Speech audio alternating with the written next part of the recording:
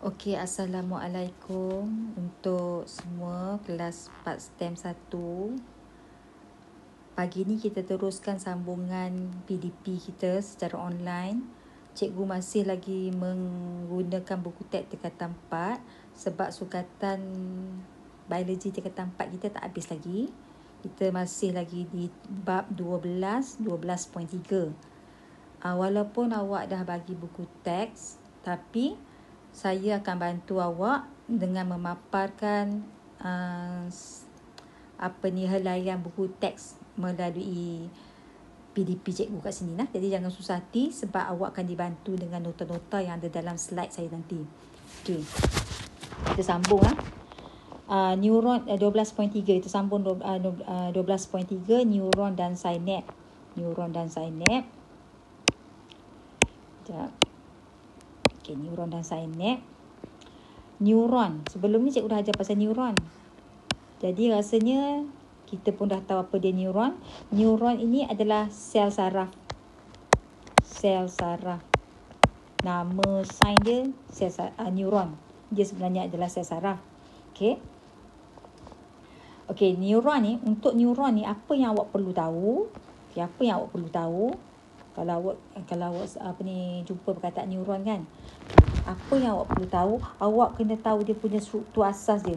Sekurang-kurangnya pelajar tu dia boleh lukiskan bentuk asas neuron, iaitu struktur asas neuron. Struktur asas ni dia tahulah lukis, dia boleh lukis. Pastikan awak tu boleh lukis. Dah boleh lukis, boleh labelkan. Okey, ni apa dia? Sini apa? Label. Tahulah label. Boleh lukis. Boleh label. Ada berapa? 1, 2, 3, 4, 5, 6. Dah boleh label, boleh lukis, boleh bagi fungsi setiap bahagian yang awak label tu. Fungsi dia. Contoh fungsi akson. Fungsi dia membawa impuls keluar daripada badan sel ke neuron lain. Nah, setiap satu ni pun ada fungsi dia. Okey, settle. Ini adalah struktur asas neuron. Tak kisahlah dia neuron deria ke, neuron motor ke, neuron geganti ke. Inilah struktur asas dia. Jelas Okey. Ni dah habis. Untuk kelas hari ni, cikgu nak fokus kepada synap. Apa dia synap? Apa benda synap ni? Ini kita tak jumpa lagi. Okey. Okey, ni dia synap. Ada di sini. Synap. Okey. Apa dia synap? Okey, kita nak belajar struktur synap dan fungsinya. Apa dia synap dan apa kerja dia? Okey. Saya baca dulu. Maklumat dihantar di sepanjang neuron melalui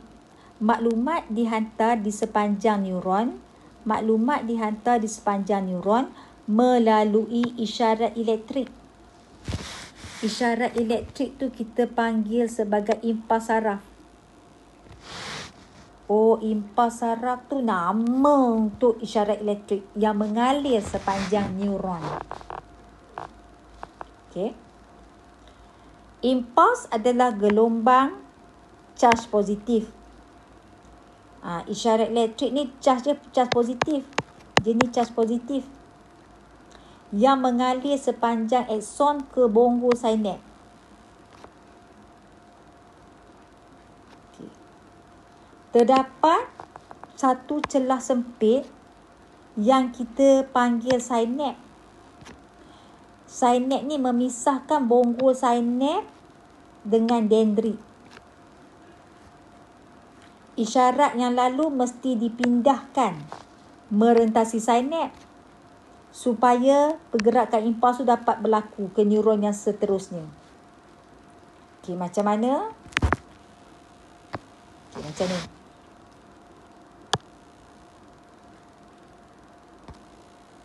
Saya tunjuk.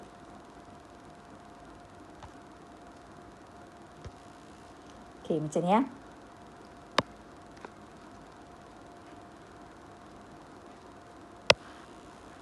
Okey,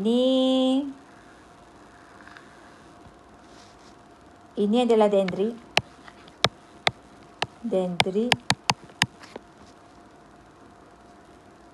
Bukan dendrit, silap. Axon ya. Axon. Dekat ujung axon ni ada bongosinap. Ni bongosinap.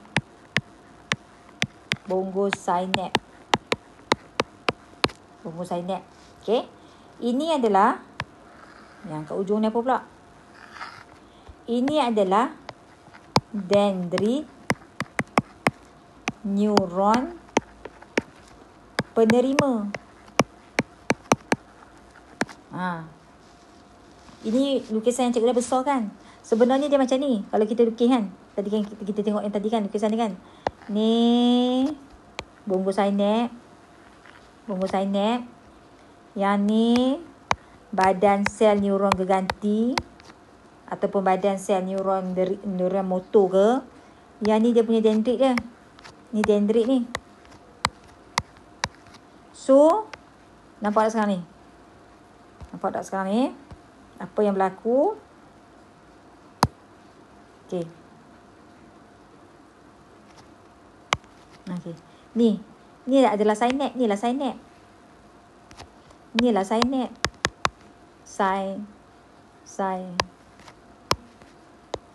Synapse. Apa dia? Ruang sempit di antara bongosinap dengan dendrit neuron yang nak terima impuls nanti. Dia mengalir macam ni.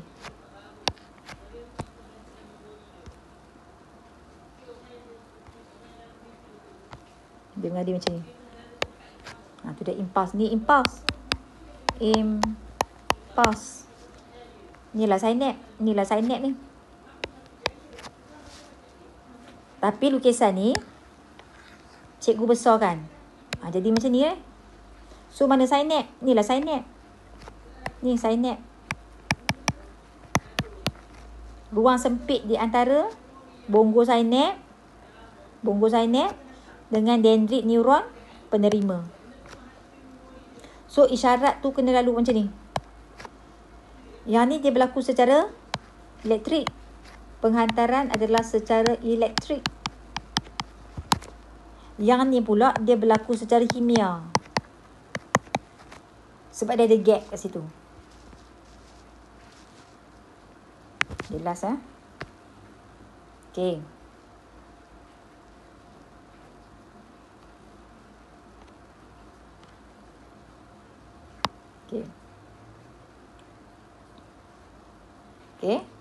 Terdapat satu celah sempit yang dikenali sebagai synapse yang memisahkan bongosinap daripada dendrit neuron yang nak terima impuls nanti ni.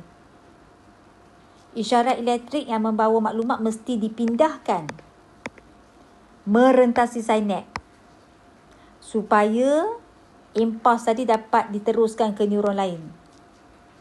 Padamlah. Okey. Synapse, bila ada synapse akan memastikan ataupun menjadikan impuls tadi dipindahkan dalam satu arah saja.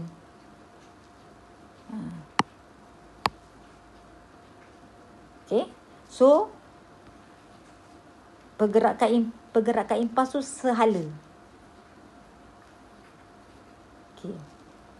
Jadi awak dah tahu dah apa dia synapse. Dah boleh bayangkan dah macam mana.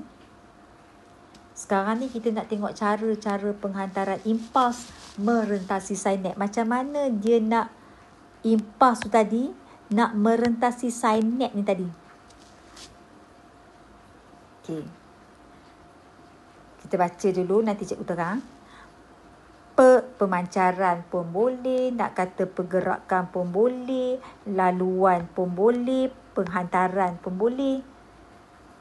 Pemancaran impuls merentasi synapse adalah berlaku secara kimia. Dia nak pergi dekat neuron penerima tu, dia kena berlaku secara kimia. Bahan kimia yang terlibat adalah neurotransmitter. Neurotransmitter ni disimpan di dalam vesikel synapse yang berada di hujung bongosinap. Macam mana ni? Ni. Cikgu lukis. Ini adalah akson. Dekat ujung ni bonggol sinap. Ni bonggol sinap. Dalam bonggol sinap ni ada banyak vesikel sinap. Ni vesikel sinap. Ni yang kata vesikel sinap ni. Vesikel sinap. Yang ni bonggol sinap. Contoh neurotransmitter ada beberapa contoh. Acetylcholine, noradrenalina, serotonin dan dopamina. Ni contoh neurotransmitter ni. Ni dalam ni. Ni lah neurotransmitter ni. Okey. Proses pergerakan impuls lalu sinap agak lambat kerana berlaku secara kimia. Jadi agak lambat. Okey. Yang ni dendrit. Saya besarkan dendrit ni lah. Kalau saya lukis kecil kan tak nampak. Dendrit. Ni sinap ni. So penghantaran ni agak lambat. Agak lambat. Sebab dia berlaku secara kimia. Lambatlah sikit. Lambat. Okey. Okey, habis. Pada mulanya isyarat elektrik ditukarkan kepada isyarat elektrik mesti ditukarkan kepada isyarat kimia. Okey. Saya lukis macam ni lah. Saya lukis macam ni. Okey, macam ni. Saya padam balik semula. Okey, saya padam. Saya padam yang ni. Saya lukis lain semula. Okey, cikgu padam ni. Bagi clear buat ni. Bersih-bersih. Okey. Cikgu nak tulis lah. Okey.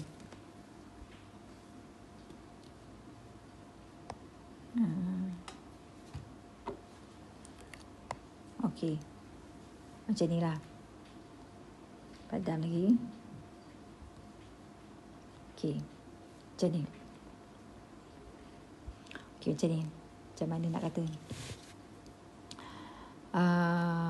Okey. Ini adalah akson. Akson. Ni bonggol sinap. Okey. Ni bonggol sinap. Bonggol sinap. Yang ini yang bawah ni dendrit. Dendrit neuron lain lah. Ni arah aliran impuls. Dalam ni ada vesikel sinap. Ni vesikel sinap. Vesikel sinap. Dalam vesikel sinap ni ada neurotransmitter. Ni neurotransmitter. Okey. Ini sepanjang akson ni penghantaran adalah berlaku secara elektrik.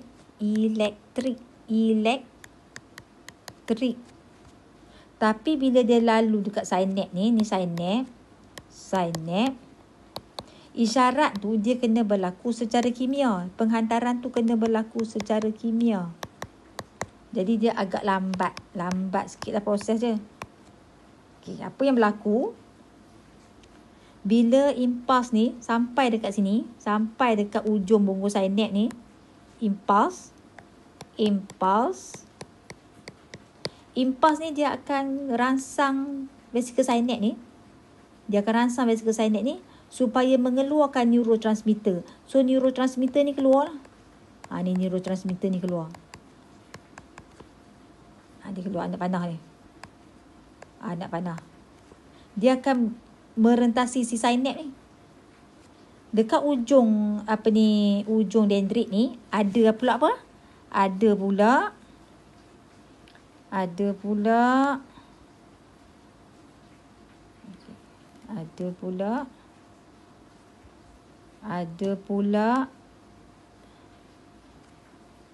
mana dia?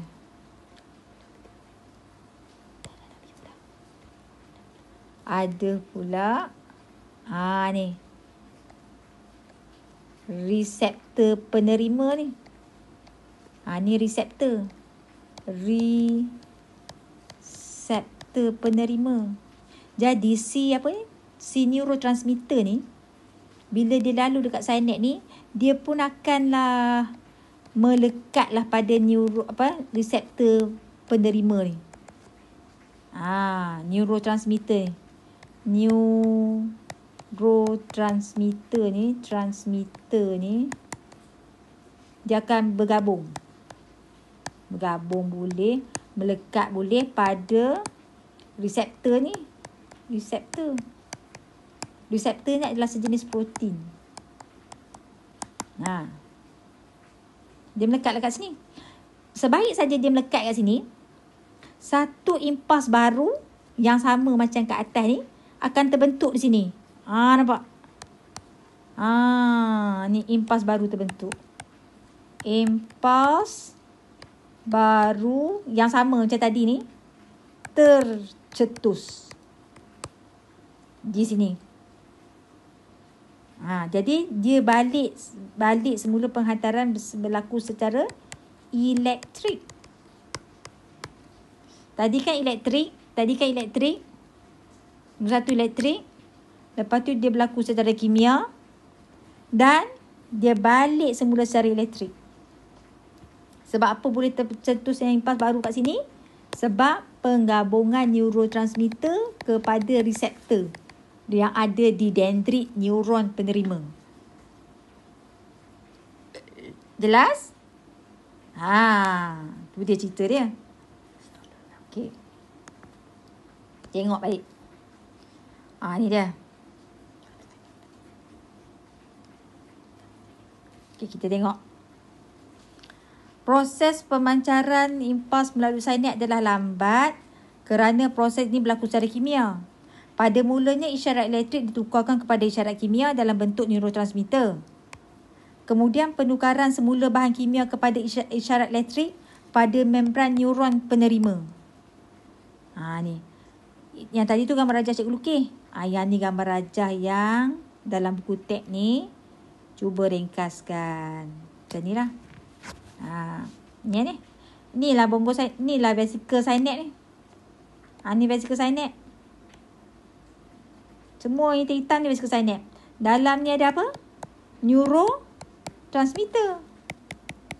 Neurotransmitter ni bahan kimia. Sat lagi, neurotransmitter ni akan keluar. Ni neurotransmitter yang dalam ni keluar. Ni sinap.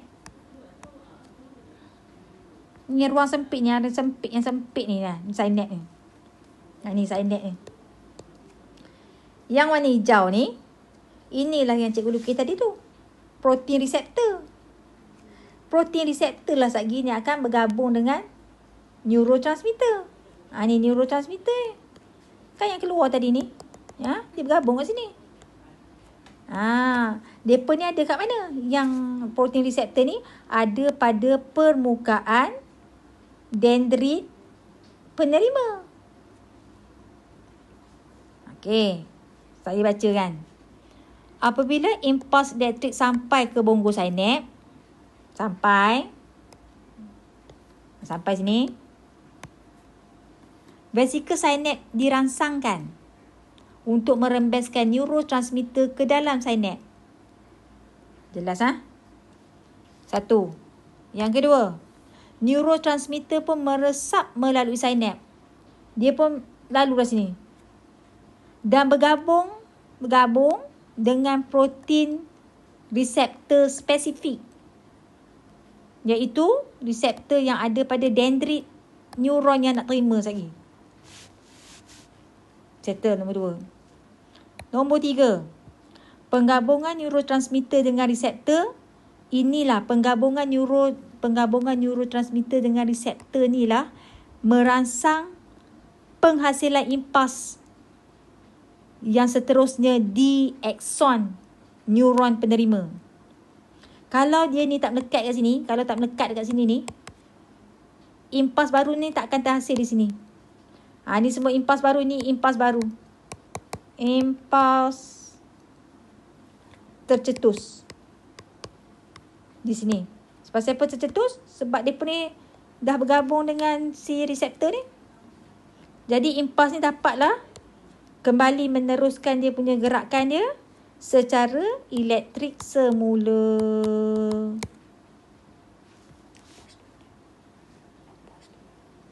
Okey, faham ah?